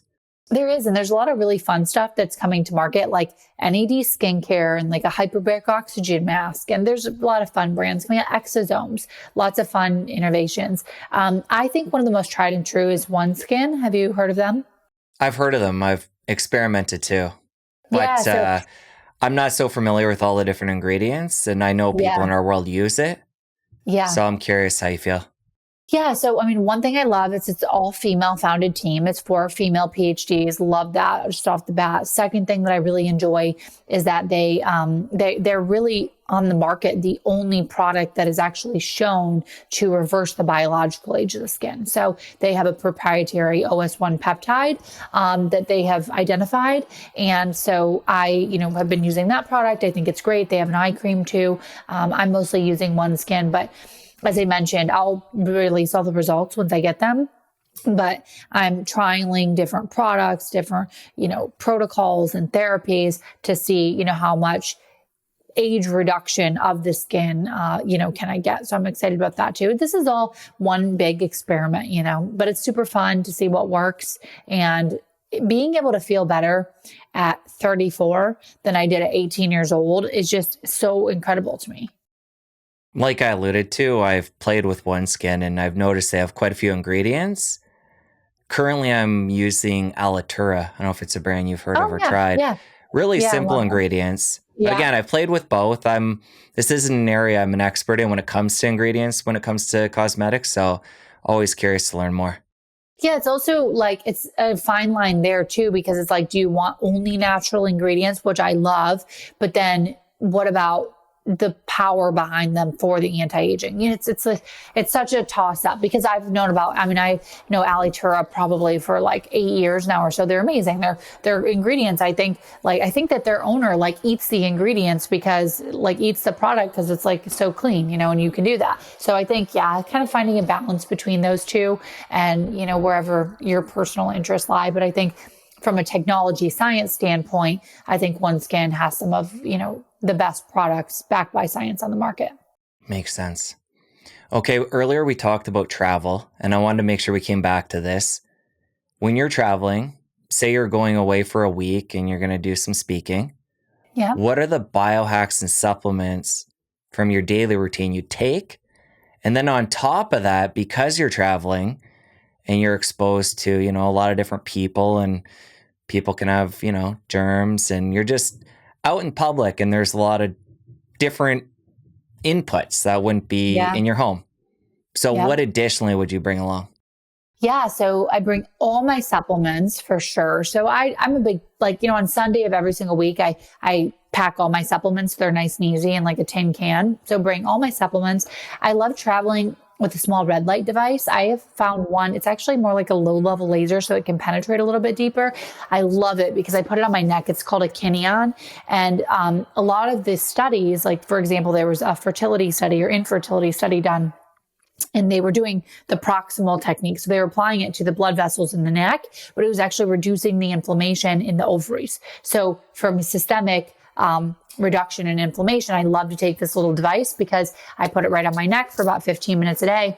Really helps with mitochondrial health and, reducing inflammation. So I really enjoy that. I definitely bring that. I bring my blue light blockers because if I'm on a plane or, you don't have so many controls over your inputs like I have at home. So love to have those blue light blockers. I will often bring like a, headband for meditation or like something to help put me into a different brain state, to be able to relax, specifically if I have like a talk or just can't really wind down like I normally would at the end of the day. Always bring that. Let me think about what else. I always bring like my own water. I actually get these waters through TSA. You can just say they're medical grade waters. Sometimes they hold you up a little bit, I will say, but if it's unopened, so I'll bring a bunch of my own water. I make sure that I think through like a gym. So I always make sure I stay somewhere with a good gym or close proximity to a gym. I think through food. So I make sure that there's a Whole Foods that can deliver like close enough to the hotel, because that's like the first thing that I do as soon as I land. I put in my Whole Foods order. So I order more water in glass. I order like blueberries and, all of my staple foods so that I don't have to like think about eating out or breaking my dietary plans for my trip. Of course, I bring my like Aura ring. Let me think what else I really love to bring. Those are probably the main things. So I make sure I get my workout, my sleep. Oh, definitely a sleep mask. I love a weighted sleep mask actually when I'm traveling. I don't wear it when I'm at home, but I love a weighted sleep mask. It's super, super beneficial. And And then I'm really starting to think about traveling with a water filter, like a water filter and a shower water filter, because I can tell a big difference.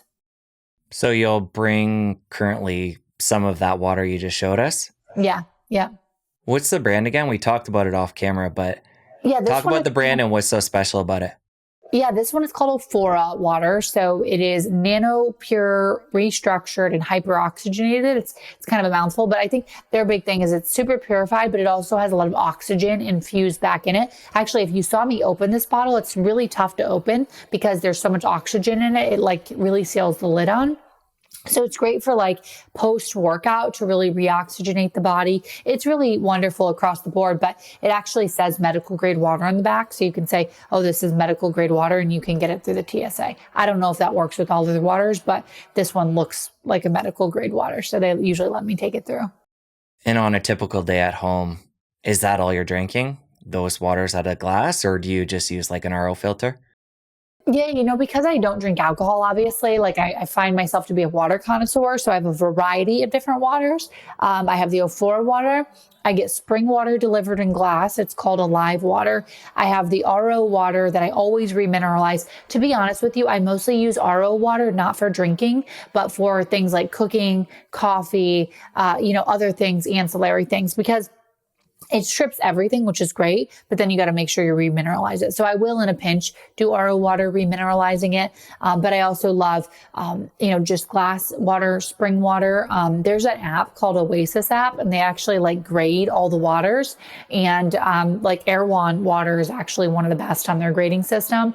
And then they also have, Mountain Valley is okay on there. They're sometimes changing because their data sheets come out and then they update them. So I kind of just take a peek. Halston is usually pretty good. So at my house, it's like you come over, it's like a water smorgasbord, like all sorts of waters. I also love to restructure my water. So the Oflora water comes restructured, but I also have restructuring devices, and I love it because I put this spring water into the restructuring device, which is supposed to basically upgrade the composition of the water molecules. I'm not an expert in like quantum biology right now. I do want to learn more about it, but I put it in this water restructure, and the water actually becomes super thick, and it like is a really treat. Everyone always is wondering like, are you sad, or is your life not enjoyable because you're not like, I don't go out and I'm in bed every night by 8:30 and I don't drink alcohol. And I think we as a society just have to reframe what we find to be fun. Like for me, finding a cool water and enjoying it is super fun. I get enjoyment out of working out. I get enjoyment of waking up every morning, feeling amazing, and going to bed with my husband at 8:30 at night. To me, going out to like a nightclub sounds like I'm harming myself. Like that to me sounds like self-harm, like going out, drinking alcohol, eating poor food. We reward ourselves with behaviors that are actually harming ourselves. So to me, that's like a really odd concept, and I just don't find any fun in that. My wife and I are the same. And I feel like a big part of what you just talked about is the fact that you and Warren are on the same page with this. Yeah. And get to do this together and have a partner that supports it and understands the financial and time investment in making these different choices. Absolutely. I mean, our story of me sending him labs before our first date went like pretty viral. I feel like every news publication has picked that up.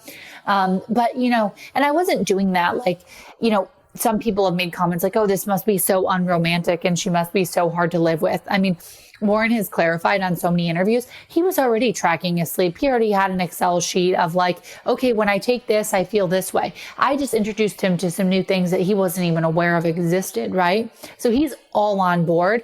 But I think first of all, I think this lab thing should set a new trend, like in dating, because you can find out so much about people, and it will show if you really if let's say this longevity biohacking kind of camp over here, you need someone that's going to want to do that with you. Like it would have never, ever worked for me to like, spend all day doing upgrades, running a medical clinic, and then come home and my husband wants to like drink beers and like veg out with chips on the couch. That would make no sense. That would pain me every single day that I saw that. I'd be like, how are you doing this to yourself? And unfortunately, so many people live like that.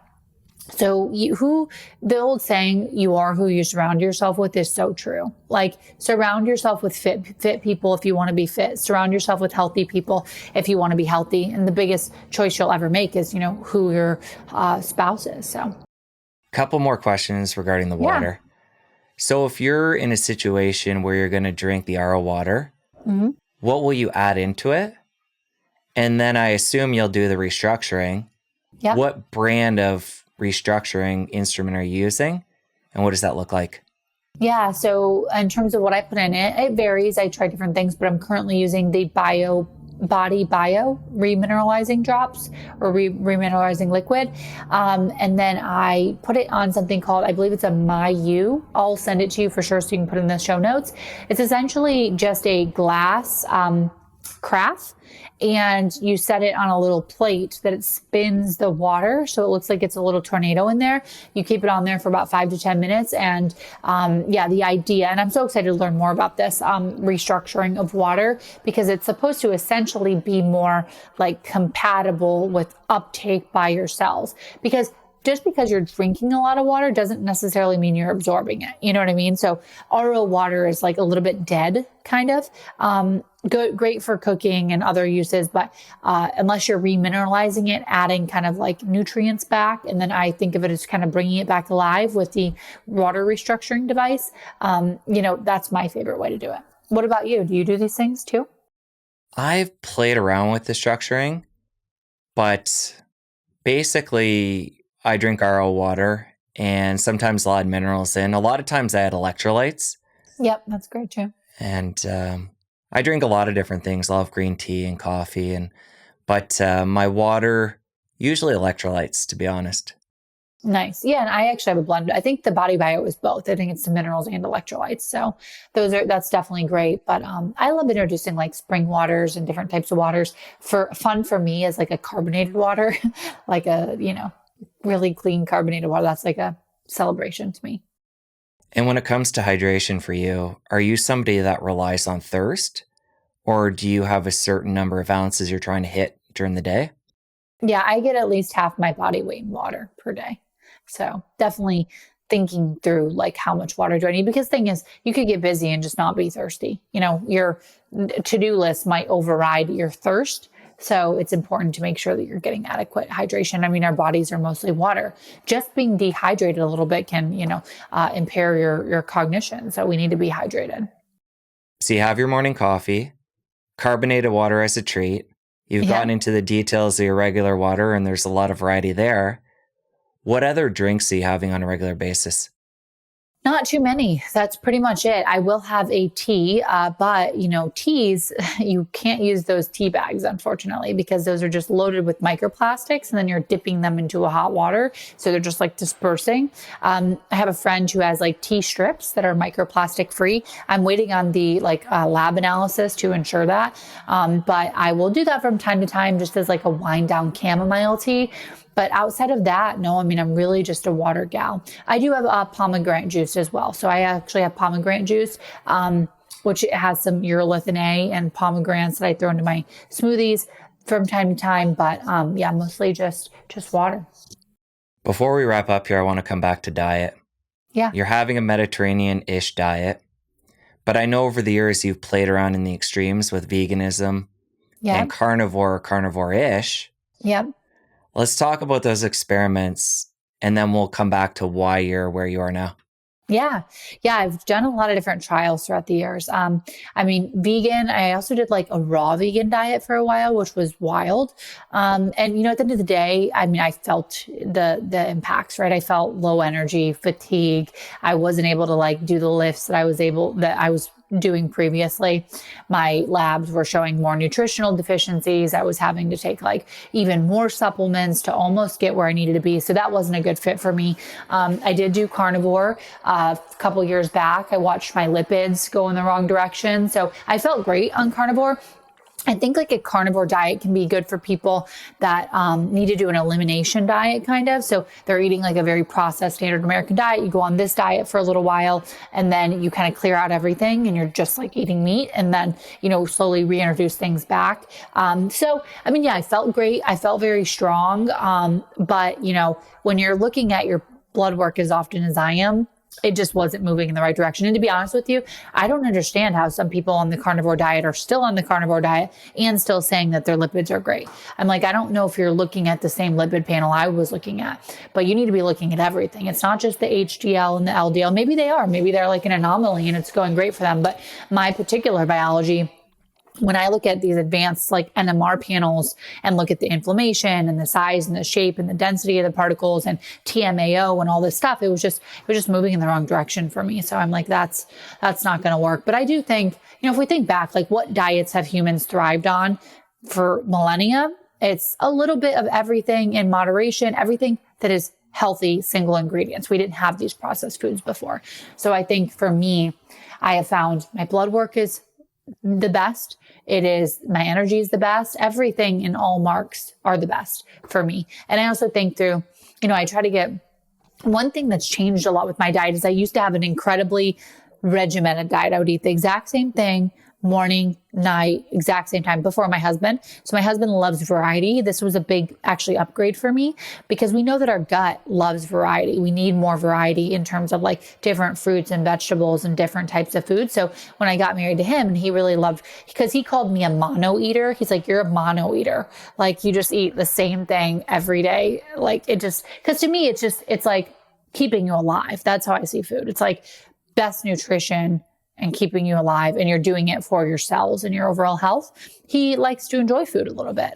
So I started ordering these farm boxes, and it's all biodynamic, organic produce, but every week it's something different now. And some of these foods I've never even heard of before or seen. So it's been really fun to learn how to make them, get variety, and that's been enjoyable. But also thinking about from feeding gut bugs standpoint, getting a lot of different colors, getting the fermented foods, I've found has been really helpful too.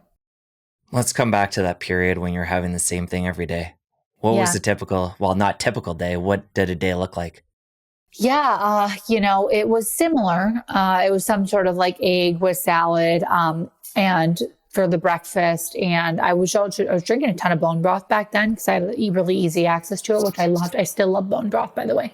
And then honestly, it was very similar, but my veggie was the same every single day. I was having broccoli every single day with some, amount of protein and the same exact fermented like cabbage every single day. So now I mix it up. Now I'll have one day fermented carrots, one day fermented beets, one day, a fermented like kimchi. I'm always mixing it up. And then the plants all vary a lot instead of just having roasted broccoli every single day. And then the exact same thing for breakfast. I mix up my sides a little bit. The proteins are still pretty much the same, but now I have more variety in the plants and the fermented foods, and even sometimes like the healthy fat. Given your experiences in veganism and carnivore, do you ever have periods of time, say a week, where you'll go into one of those camps again and change it up? Or even a day, playing around in the extremes? I think when I travel, I probably move a little bit more towards just the protein heavy, I would say, because it can be a little bit more difficult to find and prepare, like organic vegetables sometimes. So, and also because, when you're traveling, you're kind of depleted. I'm always really looking to keep my protein high. So I probably would veer a little bit more towards the carnivore side of things, higher protein intake, versus more of the vegan side, because I feel like when I'm traveling, I'm expending so much energy that I would need a little bit more sustenance. How do you feel about ketosis? It sounds like your diet being in the middle, Mediterranean, it would be moderate in the carb range. Yeah. That's one of the things that pops up for me as you talk about that. Are you ever getting into ketosis? Is that something you even care about? How do you look at that? I used to a lot more. I used to be obsessed with being in ketosis. I've done all the different phases. I've been there. I used to check. I had so many little prick marks on my finger. They were just all bruised, my poor little fingers, from checking my ketones all the time. I felt great. I mean, I think that, you can have a lot of mental clarity with ketones. Now I'm way more in the middle. So before I was like living off ketones, but it can be hard on your body to have to make, your own glucose source over time. So, I now am in the middle. I definitely do get into ketosis because I'm only having like a carbohydrate. So I'll have like a purple potato like 2 times per week. And that's really outside of vegetables, really like my primary carb source. I'm not doing a really high carbohydrate diet. So I'm like in the mid to low range. So yeah, I still will get into ketosis, but I just do the breath test now, which is not as accurate. And then sometimes I have another one called the Lumen that will tell you if you're burning fat or carbs. So yeah, I think it's good to be metabolically flexible in all ways, that you can go between burning fat and burning carbs and burning sugar. So I like to be metabolically flexible. I think being flexible is actually a sign of health. I used to be so stringent on like what I ate, the same thing every day. And now I like that flexibility. It's not like I have a ton of flexibility in my life. Don't get me wrong. People would look at what I do and still think it's incredibly stringent and rigid. But I do like to have just a little bit more flexibility in between like dietary choices and what sorts of plant foods and things like that I'm doing. But I feel good when I'm in ketosis for sure. And I think we should be able to flux in and out of that stage. And I'll add to that as well, where you're in a position where you've been doing this for a long time. You're metabolically flexible. You're metabolically healthy. You're a good weight. But a lot of people that come to our information are overweight, obese, metabolically unhealthy.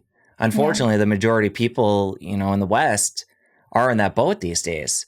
So that's where lower carb, ketogenic, carnivore, I can definitely see in those people specifically a benefit when they're trying to lose that weight and regain metabolic health versus you, who is in a really healthy position.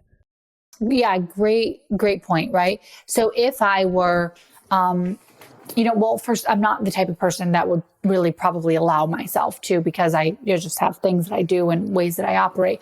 But if I were, overweight and metabolically unhealthy, which is the majority of the population, I would definitely do a low carbohydrate diet, because that constant spike of blood sugar because of these high carbohydrates and then them just going to fat storage. I mean, this is just a quick and easy way, relatively, I think, to help to improve metabolic health and lose some weight, because we know that you can eat a lot more carbohydrates without feeling satiated. If you eat, high quality protein, whether that be fish or chicken or, even some red meat, you're going to feel much fuller, much faster, and for much longer. And for somebody that's trying to lose weight and they have carbs or sugar, it's going to bump up insulin and block their fat burning. Totally. And they're going to go into fat storing mode. So, and especially if they're snacking and doing that throughout the day, it's just going to continue to spiral them in this direction that's led to the obesity and metabolic dysfunction. Yeah, it is. It's truly like so sad. And I feel bad. I mean, I think that people have an addiction and it's not even their fault, because these foods are engineered to be addictive. They are engineered to be incredibly palatable. That's why, my mom was over. My mom's like wants to be healthy, but like obviously thinks I'm totally insane for most of the things that I do. But she's like, why don't you just have like one slice of pizza one time? What is it going to do? And I'm like, it's not about that. I'm not doing it because I've actually trained my taste buds out of that. I don't remember what a piece of pizza tastes like, but if I ate it, it's engineered to make me addicted to it. Like sometimes I've smelled like a dessert, and you can just smell that this is going to be something that you're going to want to eat forever and like eat tons of it, because it's made to want you to eat more of it. Whereas a blueberry, not really so much. It tastes great. Like to me, a blueberry is an amazing like dessert. Tastes great, but it's from nature. It's not engineered to make you want to eat more of it all the time. Earlier in our conversation, we talked about fasting and your eating window, which ends around 5 or 5:30. I guess between 4:30 and 5:30. Yeah. I want to end on this, talking about longer fasts.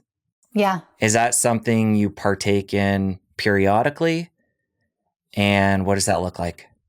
Yeah, so I'll do a longer fast about once a year. Again, this is something that I made an amendment to, because I used to be fasting a lot of longer fasts. And as a woman, I, again, was watching my thyroid decline and move in the wrong direction. So now I will do longer fast, like 3 to 4 days, one time per year. I'll do a 1-day fast, maybe every like 3 months or so, always in the follicular phase.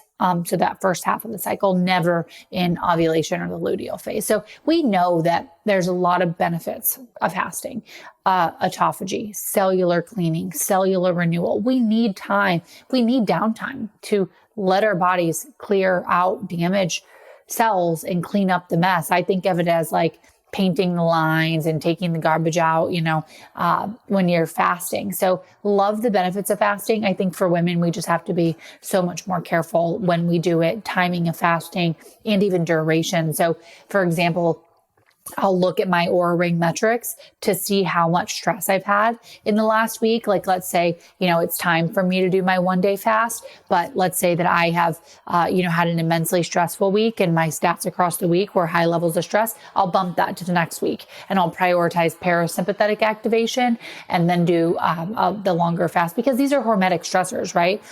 If I think about how many hormetic stressors I used to be doing, I would be fasting, caloric restriction, hormetic stressors like sauna, cold therapy, hard exercise. As a woman, it was just way too much. So we have to be cognizant of that. Makes sense. Kayla, really enjoyed the conversation. I know for you and Warren, you're heading into a lot of new chapters with the move and starting a family. Wish you guys all the best with all of that. We're going to link up your website, your social media, your YouTube channel, everything in the show notes. Thank you. Thank you so much for having me. This has been so fun. Now that you're done, you're going to want to stick around here and catch this other incredible episode. You don't want to miss it. I'll see you over there. The challenge is that if you have mitochondrial dysfunction, you have issues with fertility, you have brain fog, concentration issues, you have cardiac issues, liver detox issues, exercise-induced fatigue, all these things. And so working on mitochondrial function is so important. Insulin resistance.